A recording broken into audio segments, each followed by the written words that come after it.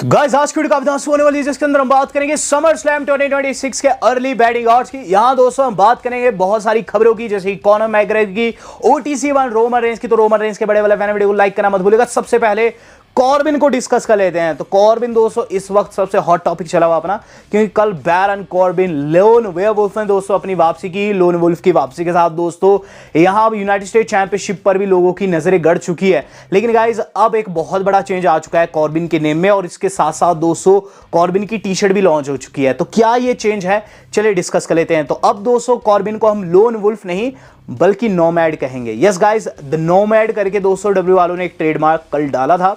मुझे लगा था ये शायद से किसी दूसरे सुपरस्टार का होगा, लेकिन गाइस ये जो नोमैड ट्रेडमार्क है कॉर्बिन को दे दिया गया है। अब उन्हें लोन वुल्फ नहीं बल्कि नोमैड बैरन कॉर्बिन कहा जाएगा। नोमैड माना घुमंतु, एक ऐसा शख्स जिसने घाट घाट का पानी पिया हो। वाकई में दोस्तों कॉर्बिन ने घाट घाट का पानी पिया है। डब्ल्यूडब्ल्यूई से निकाले जाने के बाद दोस्तों उन्होंने बहुत सी कंपनीज में, जैसे कि एमएलडब्ल्यू में बहुत सी कंपनीज में फाइट दी, बहुत ज्यादा मशहूर हुए। और गाइस फाइनली आकर दोस्तों उन्होंने ट्रिक विलियम्स और कार्मेलो हेज पर अटैक किया। और मेरे हिसाब से इन तीनों के बीच में ट्रिपल थ्रेट हो सकता है इस बारी के समर स्लैम में। जब हेज की बात लग रही है, आपको बताना चाहूंगा कार्मेलो हेज यहां कॉर्बिन के आने से बहुत ज्यादा शौक है। वो लिखते हैं वेल डैम। दरअसल कार्मेलो हेज ने ही अभी से कुछ महीने पहले कॉर्बिन को कॉल आउट किया था, लिखा था lone wolf pull up. Well guys वो शायद से दूसरी कंपनी में जाने को लेकर एक्साइटेड थे कॉर्बिन के, लेकिन गाइस यहां उल्टा ही हो गया। कॉर्बिन डब्ल्यूडब्ल्यूई के अंदर लौट आया और कार्मेलो को ही नहीं छोड़ा। तो कहीं ना कहीं ये राइवलरी बहुत अच्छे से कुक होगी और बहुत ज्यादा मजा आएगा इन तीनों के बीच में। दोस्तों मैं तो फाइट देखना ही चाहता हूं, और देखना चाहता हूं कॉर्बिन को फिर से यूनाइटेड स्टेट्स चैंपियन बनता हुआ। बात करूंगा दोस्तों इससे अगली न्यूज की, जो कि अपनी जोड़ी एक ऐसे शख्स है जिसने डब्ल्यूडब्ल्यूई को छोड़ दिया है। तो जहां एक टैलेंट डब्ल्यूडब्ल्यूई के अंदर आया, वहीं एक टैलेंट ने डब्ल्यूडब्ल्यूई को छोड़ा भी। आप जानते हैं मैं किसकी बात कर रहा हूं? मैं बात कर रहा हूं द ग्रेट व्हाइट शेमस की। शेमस दोस्तों डब्ल्यूडब्ल्यूई को छोड़ चुके हैं, और इसका पता दोस्तों उनके एक ट्वीट से पता चलता है, जो कि अभी से कुछ एक घंटे पहले उन्होंने किया है। इसके अंदर वो लिखते हैं बैंगर आफ्टर बैंगर, और एंड में लिखते हैं स्लैन मो डब्ल्यूडब्ल्यूई कुछ करके।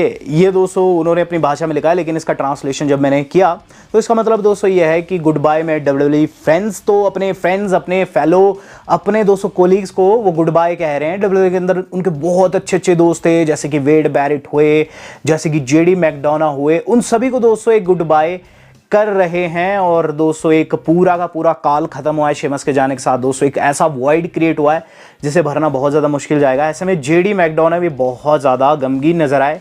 वो लिखते हैं अंटिल द नेक्स्ट वन शेमो, थैंक्स फॉर एवरीथिंग। तो गाइज यहाँ उन्होंने पिक्चर लगाई अपनी शेमस के साथ में, जिसमें वो शायद से बियर पी रहे थे, और इसी पर उन्होंने ट्वीट किया है कि धन्यवाद आपका। तो शेमस को हम भी थैंक यू सो मच कहेंगे, उन्होंने बहुत एंटरटेन किया।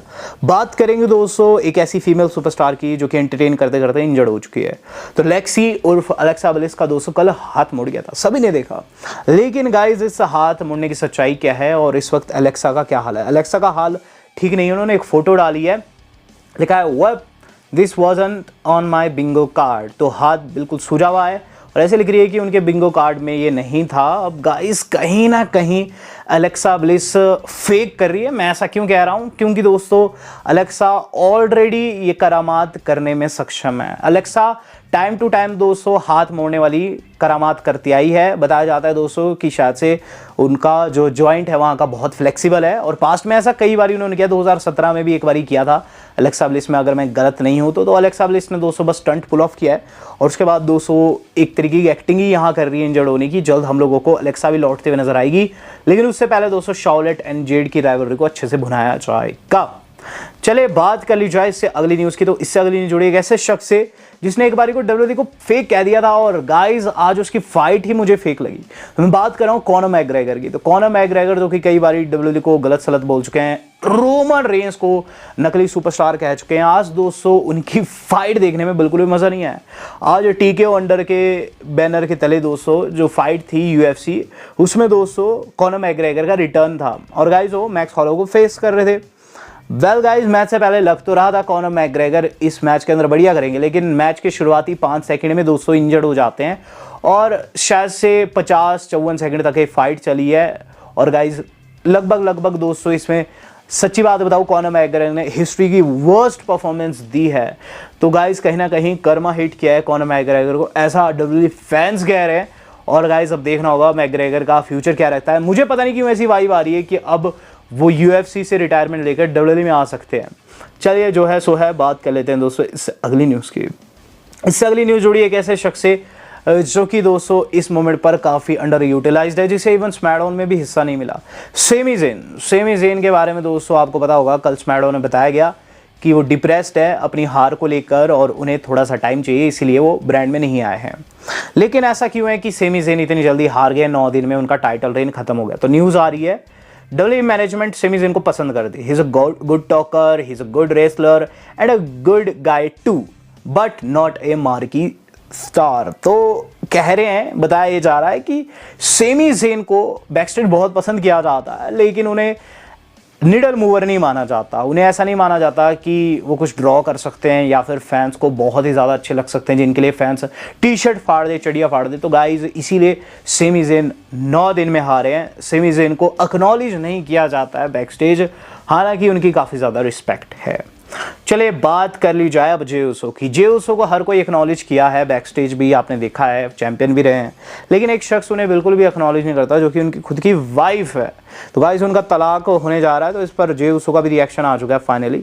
वो लिखते हैं, I am a grown ass man and leave the fuck it to.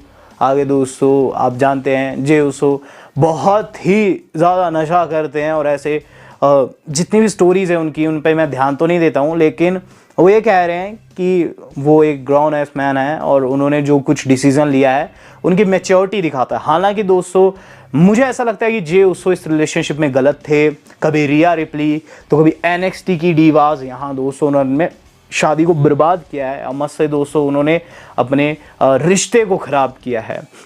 चलिए बात कर ली जाए उस रिश्ते की जो कि देखने को मिल रहा है चेल्सी के साथ में। तो कुछ रिश्ते इंसानों के साथ होते हैं, कुछ जानवरों के साथ होते हैं। चेल्सी ग्रीन ने दिखा दिया है क्यों हमें इन जानवरों से प्रेम करना चाहिए। कछुआ जो कि सड़क पर रेंग रहा था, किसी गाड़ी के नीचे भी आ सकता था, लेकिन हाल फिलहाल की एक वायरल वीडियो में चेल्सी ग्रीन उसे उठाती है और साइड वे पे रखती है, घास में रखती है। बहुत ही अच्छा लग रहा है लोगों को, और इसीलिए चेल्सी को ना पसंद भी किया जाता है। ये पसंद की बात लग रही है तो रे मिस्टीरियो के चाहने वाले भी WWE में बहुत है, और आज रे मिस्टीरियो का एक ऐसा फेस ऑफ हुआ है जो कि काफ़ी ज़्यादा वायरल जा रहा है। ओमास एंड रे मिस्टीरियो, बिल्कुल ग्रेट खली एंड रे मिस्टीरियो वाली वाइब यहाँ आई है। हुआ क्या कि गाइस आज जो ट्रिपल है उसके अंदर विकिंगो का जो बॉडीगार्ड है ओमास, उसने उसका टाइटल पकड़ रखा था और गाइस देने को मना कर रहा था, जिस पर रे मिस्टीरियो ने दोस्तों जबरन ये कहते हुए कि अगर तुम टाइटल नहीं दोगे तो मैं तुम्हें फायर कर दूंगा, उनसे टाइटल ले लिया। रे मिस्टीरियो ट्रिपल ए के अंदर जनरल मैनेजर बने हुए हैं और मेन रोस्टर के अंदर सुपरस्टार है। तो वाकई में दोस्तों रे मिस्टीरियो भी घाट घाट का पानी पी रहे हैं। तो इंडिया का नाम रोशन कर दिया महाबली शेरा ने। शाउट आउट टू महाबली शेरा, वीरा भी ने कहा जाता है, और गाइस इन्होंने नाम रोशन कर दिया है इंडिया का। दरअसल दोस्तों पावर स्लैप जो कि UFC का ही एक दूसरा प्रोडक्ट है, उसके अंदर दोस्तों इन्होंने जैक स्वैगर को कल नॉकआउट कर दिया। इनका थप्पड़ दोस्तों काफ़ी वायरल जा रहा है, इसमें थप्पड़ के बाद थप्पड़ लगाए जाते हैं जब तक कोई एक नॉकआउट ना हो जाए। और गाइस अमनप्रीत सिंह यानी कि महाबली शेरा ने इसके अंदर जैक हैगर को दोस्तों नॉकआउट कर दिया। जैक स्वैगर को दोस्तों उनकी नानी याद दिला दी। तो shout out to Mahabali Shera, hope की WWE इन्हें भी साइन कर ले। बात कर ली जाए दोस्तों अब इस अगली न्यूज़ की, जो कि आज की अपनी सेकंड लास्ट अपडेट भी है। सेकंड लास्ट अपडेट जो आज की अपनी जुड़ी है वो जुड़े दोस्तों अपकमिंग रॉ के पोस्टर से। तो अपकमिंग रॉ का पोस्टर आ चुका है। 13 जुलाई को होने वाली मंडे नाइट रॉ में Brock Lesnar and Roman Reigns दोनों को एक साथ दिखाया जा रहा है। यस गाइस, जब भी ये एक साथ या फिर आमने सामने होते हैं रेटिंग बहुत ही तगड़ी आती है, और इतने टाइम बाद ये पहली एक रॉ हो रही है जिसमें फिर से ये दोनों अंडर वन रूफ दोस्तों देखने को मिलेंगे। देखेंगे दोस्तों क्या कुछ होता है, जहां दोस्तों लेसनर का ओवा के साथ चला हुआ है, रोमन भी अपने भाई के पीछे पड़े हुए हैं। तो बहुत ही क्रेजी रहने वाली परसों की रॉ। चलिए बात कर ली जाए दोस्तों अब समर स्लैम की। समर स्लैम एक ऐसा PLE जिसे दोस्तों हम 4 मोस्ट इंपॉर्टेंट PLE में एक गिनते हैं दोस्तों। अब कुछ ही दिनों की दूरी पर रह गया है, और अभी से ठीक 3 हफ्ते बाद दोस्तों हमें 1-2 तारीख को ये देखने को मिलेगा ओनली ऑन नेटफ्लिक्स। अभी की इस वीडियो में दोस्तों हम इसके अर्ली ऑड्स डिस्कस करने वाले हैं। और गाइज आपको बता दूं अभी के लिए इसके अंदर सिर्फ 4 मैचेस कंफर्म हुए हैं, लेकिन क्या ही ये मैचेस है, चारों के चार दोस्तों ऐसे मैचेस है जिसे कोई भी मिस नहीं करना चाहता। सबसे पहला मैच जो कि हम लोगों को कार्ड के अंदर देखने को मिलने वाला है वो है लिव मॉर्गन का, जो कि ईओ स्काई को फेस करेगी। WWE वुमेन्स वर्ल्ड चैंपियनशिप का मैच है। वेल दोस्तों सच्ची बात बताऊं, इसके अंदर लिव मॉर्गन के सामने ईओ है जो कि क्वीन है, तो क्वीन का हारना कहीं ना कहीं लोगों को दुख दे सकता है और क्वीन को सबसे ज्यादा सपोर्ट भी होगा। लेकिन सरप्राइजिंगली यहां ऑड्स में लिव मॉर्गन आगे चली हुई है। Yes guys, queen of the ring जीतना, इतना लंबा प्रोसीजर और फिर उसके बाद हार, यहां बताया जा रहा है लिव मॉर्गन इस टाइटल मैच में नहीं हारने वाली और जो महिला इस पर्टिकुलर मैच में जीतेगी वो है लिव चली हुई है -280 के ऊपर, वहीं ईओ स्काई चली है +185 पर, यानी कि यहां world champion Liv Morgan retain कर लेगी। देन दोस्तों जो अगला मैच हम लोगों को देखने को मिलेगा वो काफी क्रेजी मैच है और ये होने वाला एक हेल इन अ सेल। जी हाँ, हेल इन अ सेल एक अलग से पीएलई होता था, लेकिन अब ये पर्टिकुलर मैच ही समर स्लैम में आ चुका है। जी हाँ, लेसनर जो कि कभी भी हेल इन अ सेल नहीं हारे हैं, फेस करने वाले हैं अपने सबसे बड़े प्रतिद्वंदी ओबा फेमी को। इनकी राइवलरी के बताने की जरूरत नहीं है मुझे कि कब शुरू हुई, कैसे शुरू हुई, सबको पता है कि इनका रिकॉर्ड 1-1 का है इस मोमेंट पर। एक बारी ब्रॉक लेसनर जीते हैं, एक बारी दोस्तों ओबा फेमी जीता है। अगर बात की जाए अब के कौन जीतेगा तो ऑड्स मेरे सामने है। इस मोमेंट पर दोस्तों जो शख्स इसमें लीड कर रहा है वो है ओबा फेमी, -4000 के साथ लीड कर रहा है। वहीं ब्रॉक लेसनर अपने चले +1000 के ऊपर, काफी बड़ा अंतर है। हैंड्स डाउन इसके अंदर ओबा फेमी जीतेगा और गाइज यहां रूलर की जीत होगी। बात कर ली जाए उस पर्टिकुलर मैच की जो कि नाइट 1 का मेन इवेंट तय कर दिया गया है। काफी फ्रेश मैच है और इसका ऑड इतनी जल्दी आ जाएगा मैंने एक्सपेक्ट नहीं किया था।